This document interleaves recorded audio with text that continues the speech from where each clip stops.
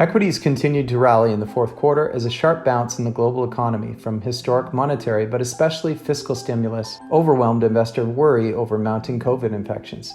Global equities rose almost 9%, with Canadian and international stocks outperforming their U.S. counterparts. Emerging markets were best overall, up 14% on the back of a weaker U.S. dollar.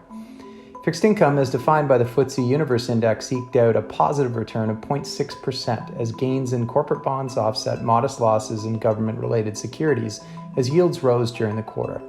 Gold struggled, but other commodities performed very well, with the Bloomberg Commodity Index up over 10% in Canadian dollar terms.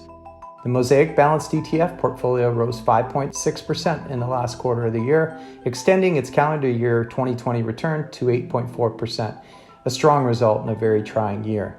In terms of positioning, we maintain an overweight exposure to equities, commodities, and corporate credit while underweighting government rates. Equity valuations have expanded rapidly since the low in late March, which we expect as company earnings continue to recover into their higher multiples as the economy reboots from the COVID-related shutdowns. We believe that the combination of government spending, mass immunizations, and a unique monetary policy playbook has the potential to move growth and inflation higher into the middle of the year after one last challenge from the virus, which will weigh on growth in the first quarter.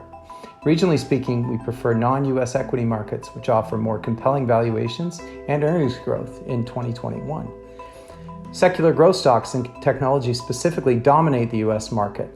And while we expect to see solid earnings growth this year from the U.S., its low weighting in cyclical sectors is a disadvantage relative to other markets with more non-tech cyclical exposure like financials, energy, industrials, and materials.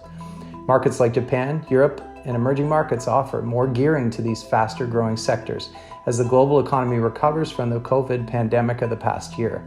Finally, we maintain our gold bullion and gold equity exposure in addition to hedged U.S. inflation-protected securities to guard against a potential overshoot in inflation as it normalizes.